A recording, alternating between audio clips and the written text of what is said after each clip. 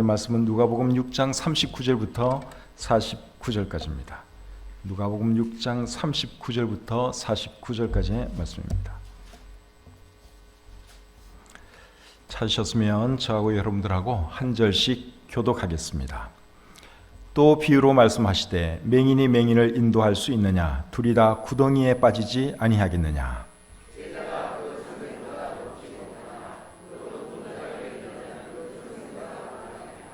어찌하여 형제의 눈 속에 있는 티는 보고 내 눈 속에 있는 들보는 깨닫지 못하느냐?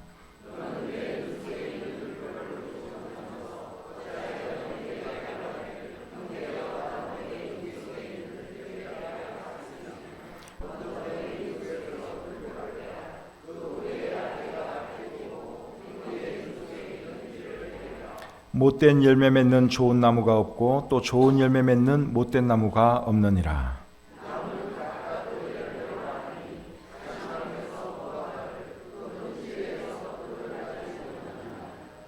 선한 사람은 마음에 쌓은 선에서 선을 내고 악한 자는 그 쌓은 악에서 악을 내나니 이는 마음에 가득한 것을 입으로 말함이니라.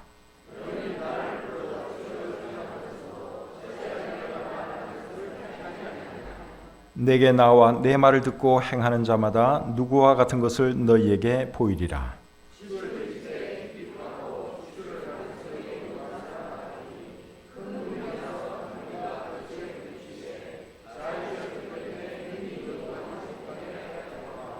듣고 행하지 아니하는 자는 주추 없이 흙 위에 집 지은 사람과 같으니 다 같이요. 탕류가 부딪힘에 집이 곧 무너져 파괴됨이 심하니라 하시니라. 아멘. 하나님 새날을 주셔서 감사합니다.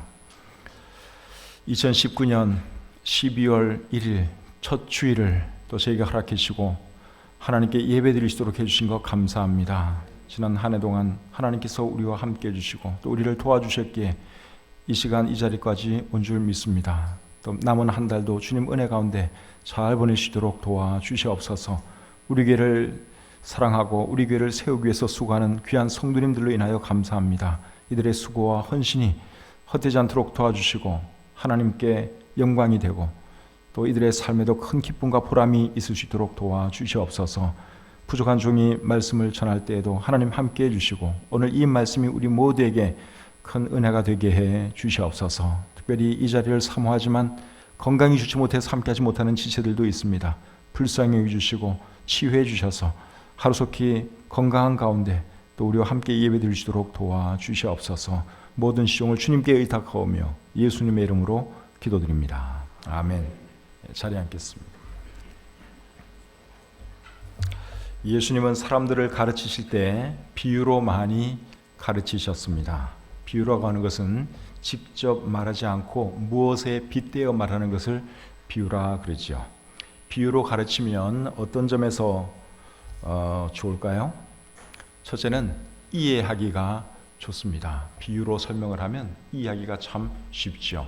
그리고 두 번째는 본 뜻을 감추기에도 좋습니다. 마태복음 13장 10절과 11절에 보시면 이런 말씀이 기록되어 있습니다. 13장 10절과 11절. 제자들이 예수께 나와 이르되 어찌하여 그들에게 비유로 말씀하시나이까? 대답하여 이르시되 천국의 비밀을 아는 것이 너희에게는 허락되었으나 그들에게는 아니 되었나니. 그러니까 비유로 말씀을 하면은 쉽게 이해할 수도 있지만 또 역으로 본 뜻을 감추기에도 정말 좋습니다. 그래서 예수님은 비유로 많은 말씀들을 하셨죠. 아는 사람들은 더 쉽게 이해하도록 하는 장점이 있고 또 모르는 사람은 더 모르게 하려는 의도로 예수님은 비유로 말씀하셨습니다. 오늘 우리가 살펴볼 이 말씀도 예수님께서 비유로 하신 말씀입니다. 어떤 말씀을 하셨는지 내용을 살펴보면서 우리에게 주시는 교훈을 생각해 보기 원합니다. 39절 말씀을 같이 한번 읽겠습니다. 39절 시작. 또 비유로 말씀하시되 맹인이 맹인을 인도할 수 있느냐? 둘이 다 구덩이에 빠지지 아니하겠느냐? 예수님께서 첫 번째 비유로 하신 말씀은 뭐죠? 맹인이 맹인을 인도하면 둘 다 구덩이에 빠진다 하는 것이죠. 이 비유를 통해서 예수님이 하시려는 말씀이 뭘까요? 인도자를 잘못 만나면 낭패를 볼 수 있다. 그 말씀하시려고 예수님이 이제 이 말씀을 하신 것입니다. 그렇다면 예수님께서 이 비유를 말씀을 하셨을 때 어떤 사람들을 염두에 두고 말씀을 하셨을까요? 어떤 사람들이 잘못된 인도자로 예수님이 생각을 하시면서 이 말씀을 하셨을까요? 그들은 바리새인들이었습니다. 마태복음 15장 12절부터 14절 말씀 제가 또 읽어드리겠습니다. 마태복음 15장 12절부터 14절입니다. 이에 제자들이 나와 이르되 바리새인들이 이 말씀을 듣고 걸림이 된 줄 아시나이까? 예수께서 대답하여 이르시되 심은 것마다 내 하늘 아버지께서 심으시지 않은 것은 뽑힐 것이니 그냥 두라. 그들은 맹인이 되어 맹인을 인도하는 자로다. 만일 맹인이 맹인을 인도하면 둘이 다 구덩이에 빠지리라 하시니. 결국 예수님께서 이 말씀을 하셨을 때 누구를 염두에 두셨는가 하면 바리새인들을 염두에 두셨어요. 그들이 잘못된 교사들이었기 때문에, 잘못된 사람들이었기 때문에, 잘못된 인도자였기 때문에 예수님이 그들을 염두에 두고 이 말씀을 하신 것입니다. 그렇다면 바리새인들의 문제는 뭐였죠? 그들이 왜 잘못된 인도자였습니까? 그 이유는 그들이 잘못된 것을 사람들에게 가르쳤기 때문에 그렇습니다. 마태복음 23장 16절부터 19절 말씀도 제가 읽어드리겠습니다. 화 있을진저 눈먼 인도자여 너희가 말하되 누구든지 성전으로 맹세하면 아무 일 없거니와 성전의 금으로 맹세하면 지킬지라 하는도다. 어리석은 맹인들이여 어느 것이 크냐? 그 금이냐 그 금을 거룩하게 하는 성전이냐? 너희가 또 이르되 누구든지 제단으로 맹세하면 아무 일 없거니와 그 위에 있는 예물로 맹세하면 지킬지라 하는도다. 맹인들이여 어느 것이 크냐? 그 예물이냐 그 예물을 거룩하게 하는 제단이냐? 여기 보시면 예수님께서 바리새인들이 사람들에게 엉뚱한 것, 쓸데없는 것, 말도 안 되는 것, 그런 거 가르치는 것을 예수님이 지적을 하셨습니다. 그래서 바리새인들이 왜 잘못된 인도자였는가 하면 사람들에게 잘못된 것을 가르치니까 그들이 잘못된 인도자였다 하는 것이죠. 오늘날에도 잘못된 것을 가르치는 거짓 교사들, 이단들은 우리 주변에 수도 없이 많습니다. 그래서 그 사람들을 잘못 따라가면 큰 낭패를 볼 수 있다 하는 것을 여러분들이 잊으시면 안 됩니다. 그러니까 어떤 목사님이든 누구든 관계없이 저분이 가르치는 것이 진리가 맞는가, 성경 말씀이 맞는가 여러분들이 분별할 수 있어야 돼요. 그냥 따라갔다가는 큰일 날 수가 있습니다. 둘 다 구덩이에 빠지는 그런 결과를 초래할 수 있기 때문에 그렇습니다. 40절 말씀 보겠습니다. 40절 자, 같이 읽죠. 시작. 제자가 그 선생보다 높지 못하냐? 무릇 온전하게 된 자는 그 선생과 같으리라. 두 번째로 하시는 말씀은 제자가 선생보다 못하지만 다 배우고 나면 선생과 같아질 수 있다 하는 말씀을 하십니다. 예수님이 어떤 말씀으로 어떤 뜻으로 이 말씀을 하셨을까요? 사람은 선생을 잘 만나야 한다. 그 말씀하시려고 예수님이 이 말씀을 하신 것입니다. 사람은 어떤 선생을 만나느냐에 따라서 인생이 달라질 수 있습니다. 헬렌 켈러가 듣지도 못하고 보지도 못하는 헬렌 켈러가 설리번 선생님을 만나지 못했다면 그의 인생이 어떻게 되었겠습니까? 참 불행한 그러한 인생이 되었겠죠. 그런데 헬렌 켈러가 설리번이라고 하는 참 좋은 선생님을 만나서 보지도 못하고 듣지도 못하는 그런 사람이었지만 위대한 삶을 살 수가 있었습니다. 선생님 잘 만나서 그렇게 된 것입니다. D.L. 무디라고 하는 전도자는 킴벌 선생님을 잘 만났기 때문에 그가 예수님을 믿게 되었고 또 위대한 전도자로 성장해 갈 수 있었습니다. D.L. 무디가 만약에 킴벌 선생님을 만나지 못했다면, 킴벌 선생님은 주일학교 선생님입니다. 그 주일학교 선생님을 만나지 못했다면 예수님을 알지도 못했을 것이고 위대한 전도자가 되는 일도 없었을 것입니다. 그런데 킴벌이라고 하는 한 선생님을 잘 만난 덕분에 그가 예수님도 알게 되었고 구원받게 되었고 그리고 미국을 참 흔드는 위대한 복음 전도자가 될 수 있었던 것입니다. 우리 교회에 와서 특강을 한 적이 있는 하버드대 교육대학원의 조세핀 김 교수님 그 책을 읽어보면 그분도 한 선생님 때문에 그의 삶이 놀랍게 변화된 것을 말하고 있습니다. 조세핀 킴 교수는 초등학교 2학년 때 부모님을 따라서 미국으로 건너갔습니다. 초등학교 2학년짜리가 영어가 귀에 들어올 리가 없죠. 그러니까 계속 교실에서 그림만 그리고 아무 말도 못 알아듣다가 초등학교 4학년 때 좋은 크리스천 학교로 이제 전학을 가게 되고 거기서 좋은 선생님을 만나게 됩니다. 그 선생님이 정말 뜨거운 사랑으로 조세핀 킴을 봐줬어요. 영어도 가르쳐주고 그리고 그를 위해서 새벽마다 기도해주고 그렇게 했습니다. 그래서 나중에 이 조세핀 킴 교수가 하버드대 이제 교수가 되고 난 뒤에 그 선생님에게 전화를 했더니 참 반가워하면서 눈물을 흘리면서 내가 사실 너를 위해서 새벽마다 기도했다 하는 그런 이야기도 해 주었다고 합니다. 조세핀 킴 교수도 마찬가지예요. 조세핀 킴 교수는 우리 서울 성수침례교회 담임 목사님 딸입니다. 그분도 여러분 좋은 선생님을 만났기 때문에 미국 생활을 잘 적응해서 또 공부도 잘할 수 있었고 하버드대 교육대학원 교수까지 될 수 있었습니다. 그분의 어머니가 주견자 사모님인데 내년 1월 달에 우리 교회에 와서 또 좋은 특강 해 주실 것입니다. 그래서 사람은 여러분 선생님을 잘 만나야 하는 거죠. 사람이 만날 수 있는 최고의 선생님이 누군 줄 아십니까? 그분은 예수 그리스도이십니다. 이 세상에 훌륭한 선생님들이 많이 있지만 예수님보다 더 위대한 선생님은 이 세상에 없습니다. 제가 지금까지 살아오면서 제일 잘한 일이 뭔 줄 아십니까? 그것은 예수님을 믿었고 예수님을 저의 선생님으로 모셨다는 것, 제가 예수님의 제자가 되었다고 하는 것, 그것이 제가 지금까지 살아오면서 제일 잘한 일입니다. 여러분이 제일 잘한 일도 결국 그거 아닙니까? 예수님 믿은 거, 그리고 예수님의 제자가 되었다는 것, 이것이 여러분 얼마나 큰 축복입니까? 그래서 우리가 예수님보다 당연히 못한 사람들이지만 예수님에게 잘 배우면 놀라운 사람이 될 수 있습니다. 그 사실을 기억하시고 예수님께 더 잘 배우는 저와 여러분들이 될 수 있기를 바랍니다. 41절 42절 보겠습니다. 41절 42절 시작. 어찌하여 형제의 눈 속에 있는 티는 보고 내 눈 속에 있는 들보는 깨닫지 못하느냐. 너는 내 눈 속에 있는 들보를 보지 못하면서 어찌하여 형제에게 말하기를 형제여 나로 내 눈 속에 있는 티를 빼게 하라 할 수 있느냐. 외식하는 자여 먼저 내 눈 속에서 들보를 빼라. 그 후에야 네가 밝히 보고 형제의 눈 속에 있는 티를 빼리라. 자, 예수님께서 말씀해 주신 세 번째 비유는 남의 눈 속에 있는 티를 보기 전에 내 눈 속에 있는 들보를 보라 하는 거죠. 남의 눈 속에 있는 티를 빼려고 하기 전에 내 눈 속에 있는 들보부터 빼라 하는 것이 예수님께서 오늘 이 본문에서 우리에게 세 번째로 말씀하시는 비유입니다. 들보라고 하는 게 뭐죠?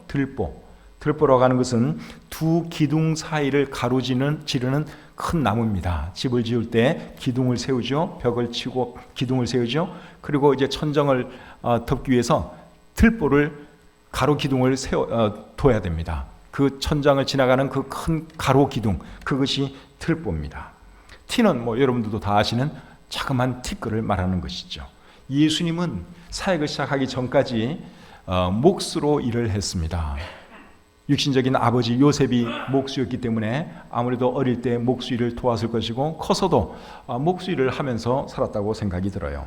목수 일을 하다 보면 티끌이 눈에 들어가는 일이 많이 있었을 것입니다. 그래서 오늘 이런 이야기는 예수님이 자신의 경험을 가지고 하는 말이에요. 눈에 티끌이 들어가면 그 조그만 것인데도 굉장히 불편합니다. 근데 티는 사람 눈 속에 들어갈 수 있지만 들보는 사람 눈 속에 들어갈 수 있습니까? 없습니까? 들보의 원어적인 의미는 이제 큰 통나무 그거예요. 여러분 큰 통나무가 사람 눈 속에 들어가지 못하지요. 티끌은 들어가요. 그런데 예수님께서 이제 이런 말씀을 하신 것은 일종의 과장법입니다. 우리가 말을 할 때 과장법을 쓰기도 하죠. 예수님이 지금 과장법을 써서 이 말씀을 하신 것입니다. 그런데 예수님께서 이 말씀을 통해 우리에게 주시고자 하는 교훈이 무엇일까요? 남의 잘못을 보기 전에 자신의 잘못을 먼저 볼 줄 알아야 한다 하는 것이죠.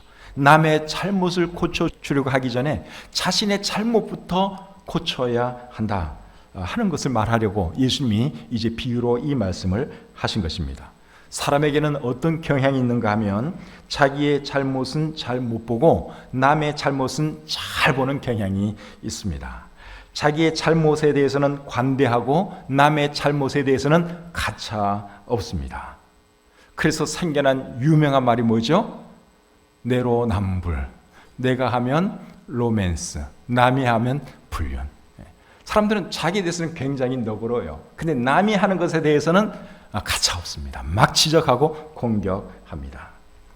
얼마 전에 어떤 한 사람 때문에 우리나라가 아주 시끄러웠습니다. 그 사람의 문제가 뭐였죠? 다른 사람의 잘못은 그렇게 지적을 잘하더니 나중에 알고 보니까 자기는 뒤에서 더 나쁜 짓을 많이 하고 있었다는 것이죠. 그 사람이 남의 잘못을 지적이나 안 했으면 미움을 덜 받을 텐데 그렇게 지적을 많이 한 사람이 나중에는 알고 보니까 더 많은 잘못을 저지르고 있었으니 많은 사람들이 그를 미워하고 그를 공격하고 그랬죠. 그런 사람을 일컬어서 우리는 뭐라 그러죠? 위선자라 그러죠. 위선자. 오늘 본문 42절에 보면 외식하는 자라는 표현이 나옵니다. 이게 위선자라는 말입니다. 표준 세번역 성경, 우리말 성경, 공동번역 성경에서는 그냥 위선자라 그렇게 번역을 해놓았습니다. 그래서 이런 사람은 위선자죠. 남의 눈 속에 있는 티끌, 작은 허물은 볼 줄 알면서 자기에게 있는 큰 허물을 보지 못하거나 또 그것을 무시하고 지난다면, 그리고 자기는 마치 의로운 사람인 것처럼 행동하다면 얼마나 큰 위선자입니까? 그래서 우리는 다른 사람의 잘못을 보기 전에 나의 잘못을 볼 줄 아는 그런 사람이 되어야 합니다. 다른 사람의 잘못을 고쳐주려고 하기 전에 나의 잘못부터 고칠 줄 아는 사람이 되어야 하는 것이죠. 그런 뜻으로 예수님이 오늘 이 본문에서 이 말씀을 하신 것입니다. 43절, 44절 계속 보겠습니다. 43절, 44절 시작. 못된 열매 맺는 좋은 나무가 없고 또 좋은 열매 맺는 못된 나무가 없느니라. 나무는 각각 그 열매로 아나니 가시나무에서 무화과를 또는 찔레에서 포도를 따지 못하느니라. 이 말씀도 지당하신 말씀이죠. 좋은 나무가 나쁜 열매를 맺을 수 없고 나쁜 열매가 좋은 열매를 맺을 수 없습니다. 나무는 그 열매를 보면 알 수 있습니다. 그렇다면 여러분, 예수님이 이 말씀을 하신 의도가 무엇일까요? 그 의도에 대해서는 45절에 나옵니다. 자, 45절을 또 읽겠습니다. 시작. 선한 사람은 마음에 쌓은 선에서 선을 내고 악한 자는 그 쌓은 악에서 악을 내나니 이는 마음에 가득한 것을 입으로 말함이니라. 예수님께서 나무와 열매에 대해서 말씀을 하신 이유는 마음 관리를 잘 하라는 뜻에서 이 말씀을 하신 것입니다. 여러분, 사람 마음속에 있는 것은 결국 입 밖으로 나올 수밖에 없어요. 사람의 입 밖으로 나오는 것, 그리고 우리 행동으로 나오는 모든 것은 사실 어디서부터 시작되는 것입니까? 우리의 마음에서부터 시작되는 것이죠. 그래서 악한 말을 안 하려면 악한 말 안 해야지, 조심한다고 그렇게 안 할 수 있는 것이 아니라 우리의 마음에 악한 생각이 없어야 하는 것입니다. 마음속에 있다 보면 그것은 결국 말로든 행동으로든 나올 수밖에 없습니다. 잠언 4장 23절 같이 한번 읽어보겠습니다. 잠언 4장 23절 말씀입니다. 자, 같이 읽겠습니다. 시작. 모든 지킬 만한 것 중에 더욱 내 마음을 지키라. 생명의 근원이 이에서 남이니라. 모든 지킬 만한 것 중에 더욱 무엇을 지키라고요? 마음을 지키라고 했어요. 그러니까 우리가 입도 지켜야 돼요. 입도 조심해야 돼요. 행동도 조심해야 돼요. 그런데 그거 조심하기 전에 무엇부터 우리가 지켜야 되느냐? 마음부터 잘 지켜야 되는 거예요. 왜냐하면 말도 그렇고 행동도 그렇고 다 마음에서 나오는 거니까 마음을 잘 지켜야 하는 것이죠. 잠언 23장 19절도 읽어보겠습니다. 잠언 23장 19절 시작. 내 아들아, 너는 듣고 지혜를 얻어 내 마음을 바른 길로 인도할지니라. 내 마음을 어디로 인도하라고요? 바른 길로 인도할지니라. 우리가 그 전에 보던 개역 한글 성경에서는 내 마음을 정로로 인도할지니라 그렇게 말을 했습니다. 그래서 우리 마음 관리를 잘해야 되는 거예요. 이 마음이 잘못된 길로 가지 않도록 바른 길 가도록 정로를 갈 수 있도록 우리 마음 관리를 잘 해야 하는 것입니다. 마음 관리를 잘할 수 있는 비결이 무엇일까요? 다른 거 없어요. 말씀 생활 잘해야 되고 기도 생활 잘하면 우리 마음 관리 잘할 수 있습니다. 그래서 우리의 마음을 하나님의 말씀으로 채울 수 있기를 바랍니다. 악한 것 있으면 그거 버리고 하나님 말씀으로 우리의 마음을 채워야 하는 것이죠. 시편 119편 11절 같이 한번 읽어보겠습니다. 시편 119편 11절입니다. 시작. 내가 주께 범죄하지 아니하려 하여 주의 말씀을 내 마음에 두었나이다. 시편 119편을 쓰신 분이 죄짓지 않기 위해서, 나쁜 행동하지 않기 위해서 어떻게 했는가 하면 하나님의 말씀을 내 마음에 두었다, 그렇게 고백했습니다. 그래서 우리의 마음을 잘 지켜나가는 그 비결이 뭔가 하면 말씀으로 우리의 속을 채우는 것입니다. 그래서 여러분들이 하여간에 말씀 많이 읽으셔야 되고 묵상 많이 하셔야 되고 그리고 또 암송도 많이 하면 좋습니다. 한 해가 저물어 가고 있는데 여러분 어떻게 성경 좀 읽으셨나 모르겠습니다. 우리 주부에 나오는 대로 통독 읽으신 분들은 이제 거의 끝나갑니다. 지금 이제 한 달밖에 안 남았으니까 얼마 안 남았어요. 저는 오늘 아침까지 계속 오늘 그 날짜까지 다 읽었습니다. 그래서 여러분들 성경 우리 주부에 나오는 대로 통독하시고 그리고 큐티 매일 그렇게 하시면 우리가 참 우리의 마음을 더 잘 관리할 수 있다고 생각이 들어요. 그래서 성경 제대로 읽지 못한 분들 계시면 내년에는 꼭 통독 한번 하시고 그리고 큐티 매일 할 수 있기를 바랍니다. 그리고 기도도 굉장히 중요하죠. 기도. 악한 생각이 우리 마음속에 자리 잡으려고 하면 여러분 하나님께 기도하시기를 바랍니다. 누구에 대한 미운 마음이 막 들려고 하면 하나님께 기도하시기를 바랍니다. 그렇게 해서 미운 마음이든 어떤 마음이든 하나님께 다 토로하세요. 하나님께 다 하시고 그리고 우리의 마음을 깨끗하게 유지해야 하는 것이죠. 다윗 같은 분이 여러분 사울에게 쫓겨다니면서 얼마나 스트레스가 많았겠습니까? 얼마나 그 사울이 미웠겠습니까? 그래서 다윗이 그럴 때마다 뭘 했는가 하면 하나님께 기도했습니다. 그 기도의 내용이 우리 시편에 많이 기록되어 있죠. 거기 보면 막 원수들에 대한 저주의 말도 있고요. 하나님 저 원수들 어떻게 해주십시오 그런 말도 있고 별소리 다 있어요. 그렇게 함으로 자기의 마음을 관리를 한 것이죠. 그래서 우리도 말씀 생활, 기도 생활 잘함으로 우리의 마음을 잘 관리할 수 있기를 바랍니다. 46절을 보겠습니다. 본문 46절. 시작. 너희는 나를 불러 주여 주여 하면서도 어찌하여 내가 말하는 것을 행하지 아니하느냐. 46절 말씀은 비유가 아니라 이것은 직접 하시는 말씀입니다. 누구에게 하시는 말씀이죠? 예수님을 주님이라고 부르면서 예수님의 말씀을 행하지는 않는 사람들에게 하시는 말씀입니다. 이런 사람들은 오늘날에도 많습니다. 예수님에 대해서 주님, 주님, 예수님은 나의 주님이다 이렇게 고백을 하는데 예수님의 말씀을 행하지는 않는 그런 사람들 굉장히 많습니다. 어쩌면 우리가 그런 사람일지도 모릅니다. 교회 와서 얼마나 우리가 주님, 주님 하면서 하나님께 예배 잘 드립니까? 그런데 예수님 말씀을 행하지 않을 때도 굉장히 많죠. 그런데 여러분 예수님을 주님으로 부르는 것도 중요하지만 그보다 더 중요한 것은 예수님의 말씀을 행하면서 살아가는 것입니다. 우리가 예수님을 주님이라고 부르면 나는 예수님의 종입니다. 그거 고백하는 거예요. 종은 주인의 말이면 무조건 순종해야 하는 것입니다. 맞죠? 여러분 지금은 뭐 종이 있는 그런 시대는 아니지만 옛날에 종들은 주인이 한마디 하면 그거 해야 되는 거예요. 뭐 선택의 여지가 없습니다. 근데 우리가 예수님을 주님 이렇게 말하면 당신은 나의 주인입니다. 나는 당신의 종입니다. 그 뜻이에요. 우리가 예수님을 주님이라고 하는 것도 굉장히 중요하지만 그거 못지않게 중요한 것은 예수님의 말씀을 따르면서 살아가는 것이죠. 예수님의 말씀을 지키고 싶지 않다. 나는 예수님 말씀대로 살고 싶지 않다. 그런 사람 계시면 아예 예수님을 주님이라고 부르지도 마시기 바랍니다. 말로는 계속 주님 주님 그러면서 행하지 않으면 그건 아무런 의미가 없는 것이죠. 야고보서 1장 22절부터 25절 보겠습니다. 야고보서 1장 22절부터 25절까지의 말씀. 자, 제가 읽어드릴게요. 너희는 말씀을 행하는 자가 되고 듣기만 하여 자신을 속이는 자가 되지 말라. 누구든지 말씀을 듣고 행하지 아니하면 그는 거울로 자기의 생긴 얼굴을 보는 사람과 같아서 제 자신을 보고 가서 그 모습이 어떠했는지를 곧 잊어버리거니와 자유롭게 하는 온전한 율법을 들여다보고 있는 자는 듣고 잊어버리는 자가 아니요 실천하는 자니 이 사람은 그 행하는 일에 복을 받으리라. 어떤 사람이 복을 받는다 그랬습니까? 실천하는 사람, 행하는 사람이 복을 받는다 그렇게 말씀하고 있지요.